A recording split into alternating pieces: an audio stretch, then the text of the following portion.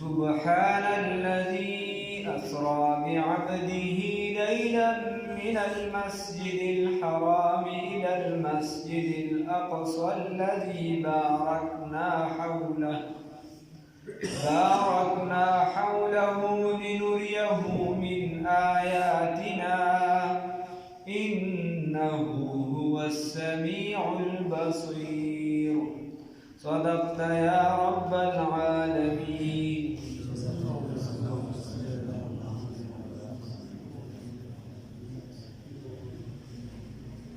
معراج شریف واقعہ شروع ہوا اور باغی کی در رسول اللہ صلی اللہ علیہ وسلم در لار خبر شروع چکل در بیت المقدس طرف دتا.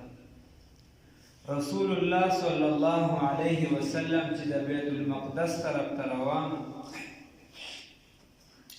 نو پلارا کی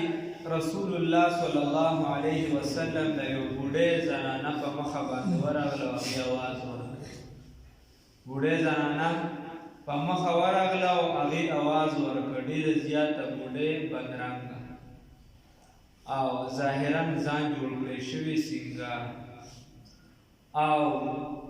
جبرائیل امین ورته په مخه ځه. بیا لږ ساعت پس یو بوډا اواز ورکړ. نو بیا ورته جبرائیل امین علیه السلام وی په مخه ځه. بیا لږ ساعت پس ورته یو درې شخصیاتو سلام وکړه. وی السلام علیک یا آخر، السلام علیک یا حاشر، السلام علیک یا اول. نو یا اول یا آخر یا حاشر. رسول الله صلی الله علیه وسلم ته جبرائیل امین وی چې جواب ورکړه. رسول الله صلی الله علیه وسلم جواب ورکړه. بیا ورته وی چې دا بوډۍ ښځه چې ونه دا دنیا ده، د دې لږ شانتې عمر دغه پاتې دی، د بوډاوالي حالت ته رسېدلې ده او دا بوډا چې نو دا شیطان. بیا رسول الله صلی الله علیه وسلم په لواندې باندې روان او بیا دغه الله رب العزت ورته په قبر کې مخودل. رسول الله صلی الله علیه وسلم فرمای چې زه د موسی علیه السلام په قبر باندې تیر شم، نو هغې په قبر کې مونځ کوم. په قبر کې مونځ کول یا عبادت کول دا د لذت او د خوند لپاره وي. د بعضې بزرګانو په حالاتو کې یا د انبیاء کرامو په حالاتو کې راغلي. نو د پیغمبرانو جسم چې دی هغه نه خاورې کېږي، هغه ژوندی وي څنګه چې روح ژوندی. خیر چې کله وي په دغه بیا دغه شان د رسول الله صلی الله علیه وسلم حدیث مبارک دی. رسول الله صلی الله علیه وسلم فرمایي، ابن عباس صاحب وایي رسول الله صلی الله علیه وسلم فرمایي چې ما د معراج په شپه باندې دجال ولیده. ما د معراج په شپه باندې موسی علی نبینا علیه السلام ولیدو، عیسی علیه السلام ولیدو او خازن یعنی داروغه چې کوم دی مالک یې نوم دی د جهنم چې کومه څوکیداره فرشته ده یا اور والا هغه مې ولیدله. دا ټول اخرجه الشیخان عن ابن عباس ولینظر هل کانت هذه الرؤیا فی الارض او فی السماء. خصائص الکبرا کې او مسلم شریف کې او نور چې تفسیر ابن کثیر کې او فتح الباری زرقانی وغیرہ کې ځای پدې شته. بیا په لاره کې رسول الله صلی الله علیه وسلم فرمایي زما تېرېدل په یو داسې قوم باندې وشو چې د هغې نوکان دا د تانبې نوکان یې د څه د تانبې او په دې باندې به د خپل مخ چې دی دا شکو او کله به د خپله سینه شکوله. الله مې وساتي. وایي ما تپوس وکړه چې دا څوک دی؟ ما ته وفرمایل چې دا ستا د امت غیبت کوونکي دي. الله مې وساتي. راته وفرمایل چې دا ستا د امت غیبت کوونکي دي او موږ په غیبت کې ټول مبتلا یو. الله مې وساتي. هغه ابتدا کې حضرت استاد محترم فرمایي قاضي فضل الله دامت برکاته الله چې موږ علم شروع کړو د ما یو ملګری هغه به راغی وایي چې داسې به چا پسې خبرې کوي کور کې به اوازه کوي چې فضل الله ماته چې روزي نه چې تیکي وکړو لري نو یې مور به دوه درې ورځې وي نو یا مور راته وایي چې دا تاسو څه تاسو دونه پیسې دا کم ځای نه رالي چې ټیکې خورئ ما ورته چې مور غیبت دی اړو شي دا د بل غوښې خوړل دي او بیا د خپلو مشرانو غیبت کول اکابر علما رسول الله صلی الله علیه وسلم فرمایي د دې امت د قیامت دا نښه ده د قیامت دا نښه ده چې اخر د دې امت به لعنت وي په مخکې خلکو باندې اخر د دې امت به لعنت وي په مخکې خلکو باندې خلک راپاسي که نه امام ابو حنیفه رحمت الله علیه نعوذ بالله کافر بزرګانو پسې خلک خپل پلاران یادي هغه مونږ له څه کړو دا ته چې یې نو دا د هغې برکت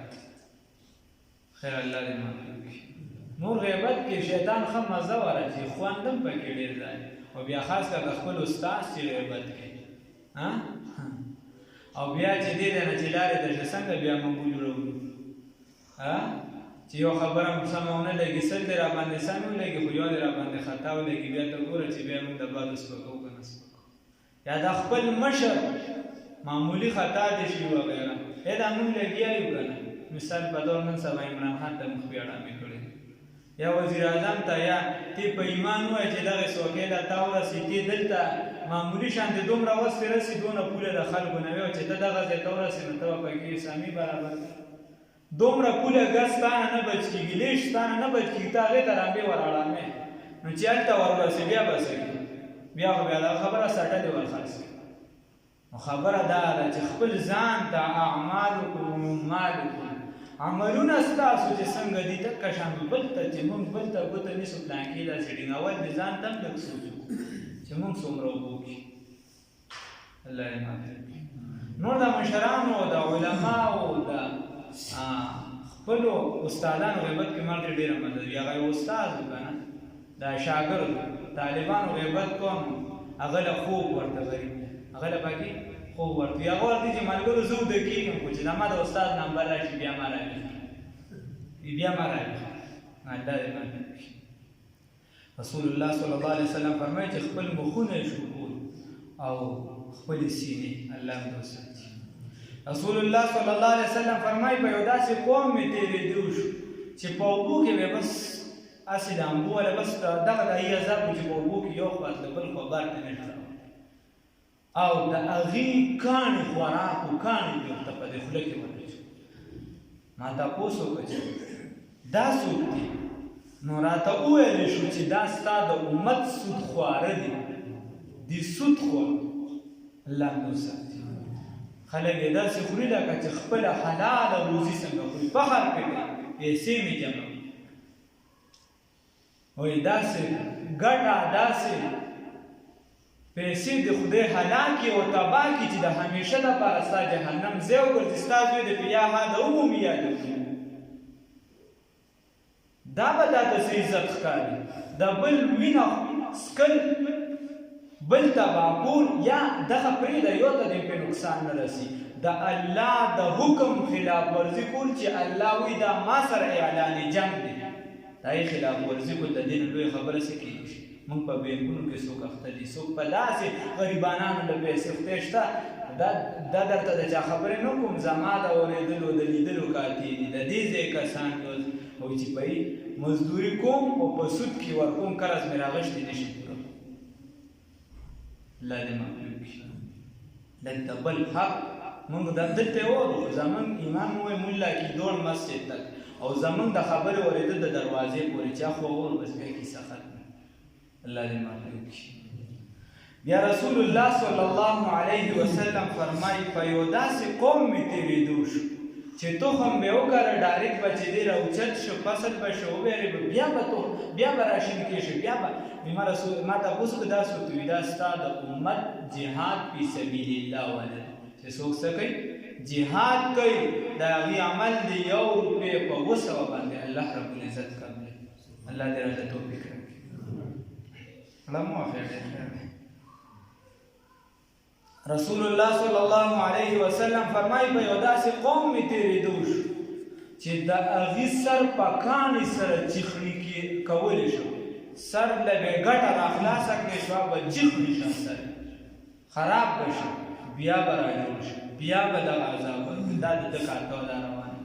ما تپوس وکړه چې دا څوک دي، ما تپوس وکړه ویښ یې که نه چې دا څوک دي. وایي ما ته وویل شو چې دا ستا د امت هغه خلک دي. ټکي ته خیال وکړئ، ستا د امت هغه خلک دي چې په مونځ کې سستي کوي. په مونځ کې سستي کوي، دا نه چې مونځ نه کوي، دا نه چې مونځ نه کوي، چې په مونځ کې سستي کوي. چې څوک یې نه کوي بیا بس چا الله رب العزت دې راته توفیق راکړي. ورا یو سجده شیطانانو پړسې دی شي، نو چې په مونځ کې څوک سستي کوي دا الله هم دې وساتي. لږ ځان ته سوچ کول پکار ده چې الله چاله توفیق ورکړي. خدای شته داسې خلک 5 وخته مونځ نه کم از کم 3 کوي لګیا وي، نو 4م کې کوشش کوي هغه ناوخته شروع کړي خو کوي، نو 4 متواتر شي، بیا کوشش کوي 5م داسې ناوخته ورور پټې وي. په دغه طریقه اول خو ډایرکټ پکار ته څنګه د خدای بنده کمزوری د انسان نه راځي، کله خطا نه خطا ګرتے ہیں شخصوار میدان جنگ میں. دا خو د شیطان مخوانه مقابله روانه، ستا مقابله روانه. کوشش به ته خپله کې، خو داسې نه چې ستا یو عادت جوړ شوي او ته خپل عادت په خپله ختمې، خپلې خپلې په خپله ته به راچوي، مونځ په خپله پرېښود. دا تباهي ده، دا کمزوري ده، دا د عروج نه چې دی لاندې تګ دی. او دا به د دنیا په معاملاتو کې بیا هلاک کي او د آخرت په معاملاتو کې به هم هلاک کي. الله دې وساتي. بیا رسول الله صلی الله علیه وسلم فرمایي په داسې قوم مې تېرېدو شو چې دا خپل دواړه شرمګاهونه مخکې وروستې پسې چیتڼې میتڼې ورپسې نښتې او داسې سړېده لکه څنګه چې دا اوښان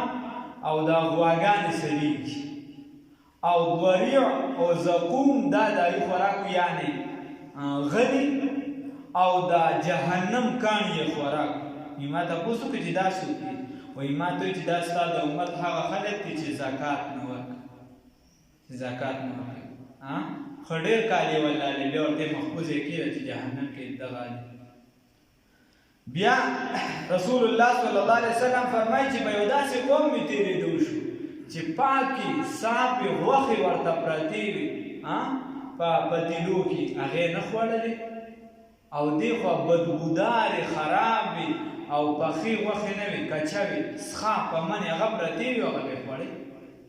نارینه مو زنانه مو. ما تپوس وکړه چې دا څوک دي؟ وایي راته وایي چې دا ستا د امت هغه خلک دي چې پاکې بیبیانې د دې سړو شته، هغې له نه ورځي او پردو زنانو طرف ته ورځي. او دا ستا د امت هغه زنانه دي چې پاک خاوندانې شته، هغې سره تعلق د هغې په ځای چې خاوندانو سره تعلق وساتي، دې تعلق چې دی د غیرو سره ساتي. نو د لواطت حکم بیا د دې نه سخت دی. الله هم دې وساتي. رسول الله صلی الله علیه وسلم وفرمایل چې په یو داسې قوم مې تېرېدو شو چې هغوی به داسې لرګي راغونډ کړي وو، پاڼ به یې اوچتونه به ډېر درونو، هغه ډېر درونو، بیا به یې پکې نور لرګي وښودل، هغه درونو نور لرګي، نور به یې هم ځان ته درانه. وایي ما تپوس وکړه چې دا څوک دی؟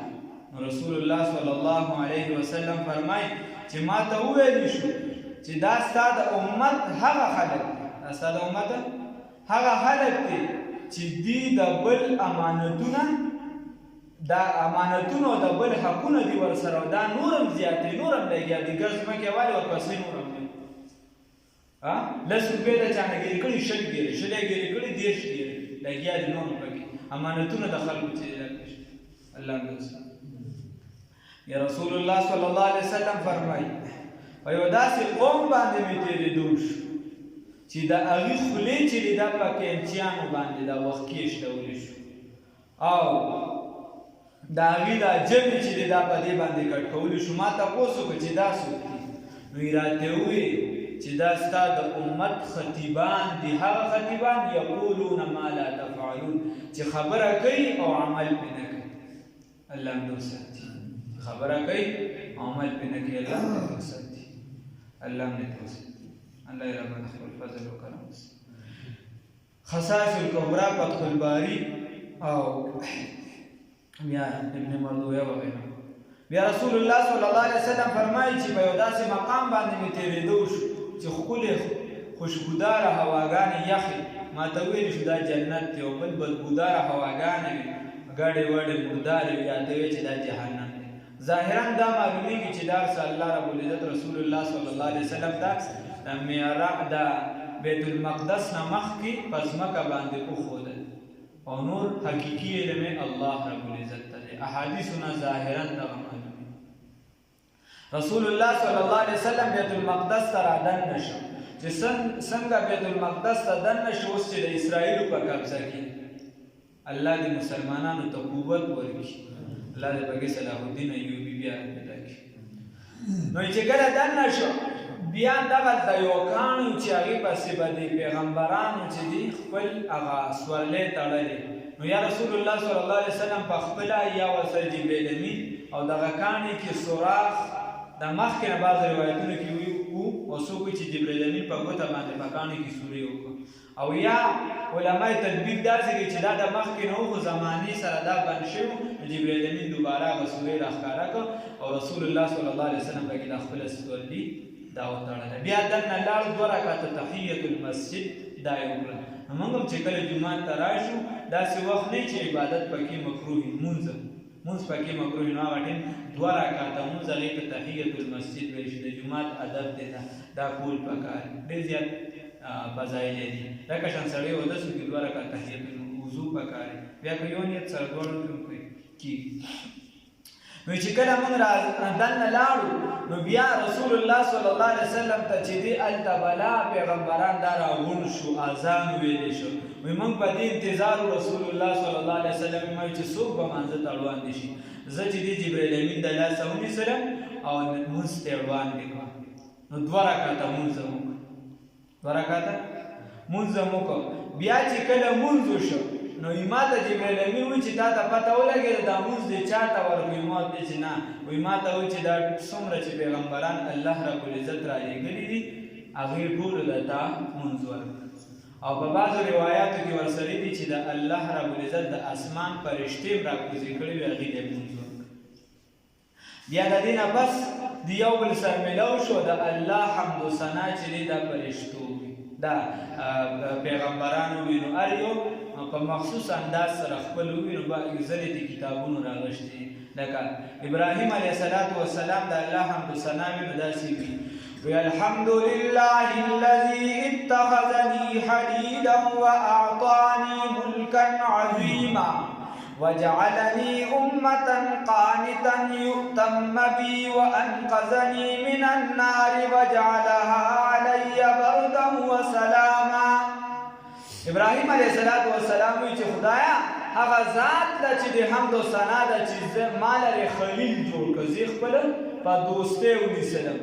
او ما له یو لوی ملک راکړه، لویه حتې راکړله او زما امت یې زما فرمانبرداره وګرځوه او زه د اور نه خلاص کړم او هغه اور یې په ما باندې یخ. او موسی علیه السلام وایي تحمید موسوي هغې ته ویل شي علیه السلام الحمد لله الذي كلمني تكليما وجعل هلاك آل فرعون ونجاة بني إسرائيل على يدي وجعل من أمتي قوما يهدون بالحق وبه يعدلون. ويدوي چې ثنا د هغه ذات لره چې ما سره خبرې وکړي بغیر د واسطې. الله رب العزت ما سره خبرې وکړي بغیر د واسطې. موسی علیه السلام د کلیم الله ویل شي او هلاک یې کړ آل د فرعون او نجات یې ورکړ بني اسرائیلو لره زما په لاس باندې او ویګرځو زما د امت نه داسې ډله چې هغه په حق باندې په اعتدال باندې په عدل باندې قایمه. بیا داود علیه السلام وی الحمد لله الذي جعل لي ملكا عظيما وعلمني الزبور والآن للحديد وسخر الجبال ليسبحن والطير وأعطاني الحكمة وفصل الخطاب. نو دوی وی هغه ذات لره ثنا ده چې ما له یو لوی ملک راکړ او ما له تعلیم راکړ د زبور شریف. داود علیه السلام ته د زبور شریف دغه راکړ تعلیم او زما په لاس کې اوسپنه نرمه کړه. داود علیه السلام به چې اوسپنه راوچته کړه نو هغه به نرمه شوه د هغه په لاس کې. او هغه ذات لره ثنا ده چې هغه تابع وګرځول مارغان زما چې ما به تسبیح وینو غرونو او مارغان به ما سره تسبیح داود علیه السلام باره کې راځي قیامت کې به هغه تلاوت کوي د هغه اواز ډېر زیات خوب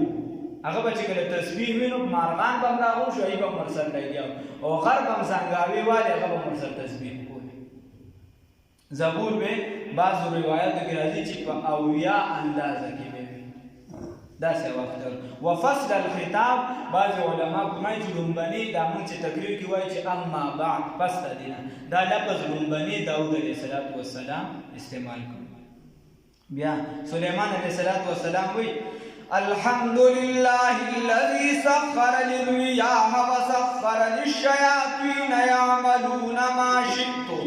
من محاريب وتماثيل وجفان كالجواب وقدور الراسيات وعلمني منطق الطير وآتاني من كل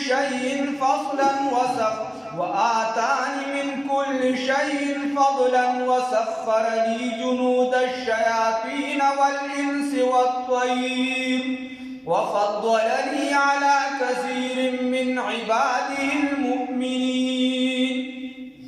وآتاني ملكا عظيما لا ينبغي لأحد من بعدي وجعل ملكي ملكا طيبا ليس فيه حساب سليمان عليه السلام وی پاکی د هغه ذات لره حمد او ثنا د هغه ذات لره چې وی ګرځول دا بادونه هواګانې شیطانان دا زما دپاره تابع چې څه مې غوښتل نو هغه مې پې کولی شو او چې څه آبادي مې پې جوړول هغه مې پې جوړولی شوه او زه د مارغانو په خبرو باندې پوه کړم چې ای به څه وي نو زه به پې پوهېدم او ما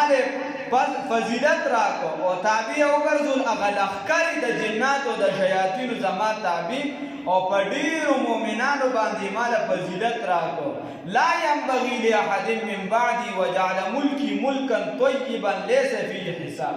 الله رب العزت وی راله داسې بادشاهي وګرځوله چې بل چا له زمانه پس هغه شان بادشاهي ورنه کړله او زما ملک یې پاک وګرځاو او ما زه به د حساب کتابونه کړي او عیسی علیه السلام وی الحمد لله الذي جعلني كلمة وجعل نسبي مثل آدم خلقه من تراب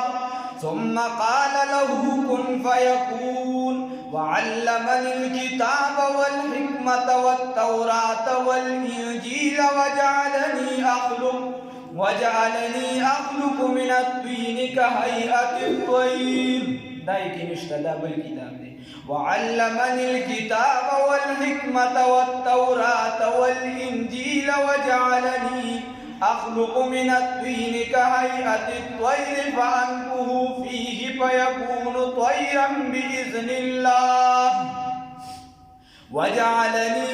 وجعلني أبرئ الأكمه والأبرص وأحيي الموت بإذن الله ورفعني وطهرني وأعاذني وأمي من الشيطان الرجيم فلم يكن الشيطان علينا سبيل نو عیسی علیه السلام وی چې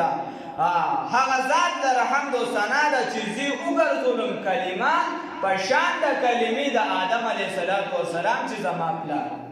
یعنی زما پلار نو بې پلاره پیدا شوي او دکه شان آدم علیه السلام هم پلار نو او ما چې دې د کتاب علم راکو حکمت یې راکو په تورات انجیل باندې پوهه راکړله او وی ګرځول چې ما به پیدایش کول ما به جوړول د خټو نه مارغان هغه به چې سم جوړ شو هغه به والوتو ما به پای کې کوم وغه هغه به د خدای په حکم سره والوتو او زما په لاس کې الله رب العزت دا کېښودل چې ما به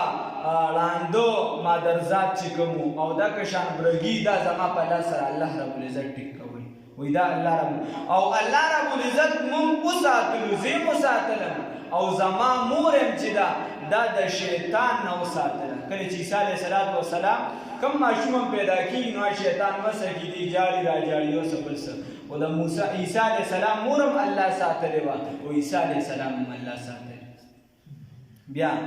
تحمید محمدی صلی الله علیه وسلم. رسول الله صلی الله علیه وسلم فرمائے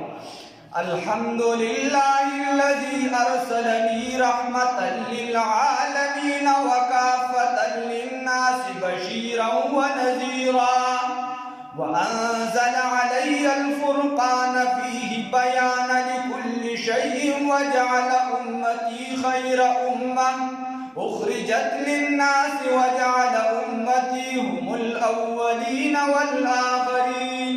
وشرح لي صدري ووضع عني وزري ورفع لي ذكري وجعلني فاتحا وخاتما. نبی کریم صلی الله علیه وسلم فرمایي هغه ذات لره چې د حمد او ثنا ده چې زه رحمت وګرځولم د ټول عالم لپاره صلی الله علیه وسلم او زه چې د بشیر او نذیر وګرځولم د ټول عالم لپاره په ما داسې کتاب را نازل کړ چې اجدا کوونکي حق او باطل لره او په هغې کې بیان دی د کل شی د هر یو څیز یعنی یا اشارتن یا صراحتن چې د دین څومره خبرې په قرآن کې هغې ته دغه پکې راغلي یا اشارتن یا صراحتن او وګرځو امت زما خیر امت غوره امت اخرجت للناس چې دا وتلي دي د خلکو د خیر دپاره د خیر مسلمان به دی چې د ده نه به خلکو ته خیر رسي د خیر خبره به کوي د شر کارونه به نه کوي د شر خبره به نه کوي. الله مې وسلم اول ګرځولې دي زما امت هم اولنی او هم اخري ګرځولې وشرح لي صدري ووضع عني وزري ووقع لي ذكري ووجع الله رب العزت چې زما د سینه کولو کړی دا او زما د وجود روحاني ګرځولې او زما ذکر چې دا الله رب العزت اوچت کړی دی او ګرځولې دی ما لره فاتحه و خاتمه فاتح یې ګرځولې او اخري پیغمبر یې ګرځولې چې موږ وایو خاتم النبیین صلی الله علیه وسلم. نو بیا ابراهیم علیه السلام را پاسېد او هغه وی بهذا فضلکم محمد صلی الله علیه وسلم وی په دې وجه تا ته فضیلت درکړی شوی دی ای محمد رسول الله صلی الله علیه وسلم. د دې نه پس رسول الله صلی الله علیه وسلم د جمعات نه فارغ شو نو 3 پیالې رسول الله صلی الله علیه وسلم ته پیش وی یوه چې وه هغه د اوبو او یوه چې د پیو او یوه د شراب وه نو رسول الله صلی الله علیه وسلم د پیو پیاله خوښه کړه. جبرائیل امین ورته وی تا دین فطرت دا خوښ دین فطرت د خوښ کوم چې د طبیعت سره موافق وي. بالکل زمونږ دین د څه سره موافق دی څنګه چې انسان پیدا شي په دې دین باندې په فطرت باندې دا فطرت د انسان دی او که چېرته تا شراب اختیار کړی نو ستا امت به ټول ګمراه شوي او که چېرته تا اوبه اختیار کړی نو امت به د ټول غرق شوي. الله مې وساتي دواړه د اخري دواړه. او بیا رسول الله صلی الله علیه وسلم د هغې متعلق راځي چې د شهد یو پیاله هم ورته پیش کړې شوې وه او د هغې نه هم څه راغشتي نو عرض دا دی چې دا او دا بیا چې دی بره په اسمانونو باندې دا شوي د هغې ذکر به انشاءالله الله رب العزت ته منظور وي نو سبا به بیا د عروج سماوات د اسمانونو ذکر تاسو ته خو به کې مرګ د دې کې نه میلاویږي دغه کې به تاسو ته میلاوي او یو دوه ورځې پس انشاءالله الله رب العزت ته داسې کې موږ نور دغه د موسی علیه السلام دغه واقعې وینو چې د رسول الله صلی الله علیه وسلم دا واقع د معراج دا پکې څه ناڅه ټچ کړو ځکه چې بار بار یې خبرو چې وایي معراج چې څه ناڅه ټچ کړو. الله رب العزت ته راته توفیق راکړي.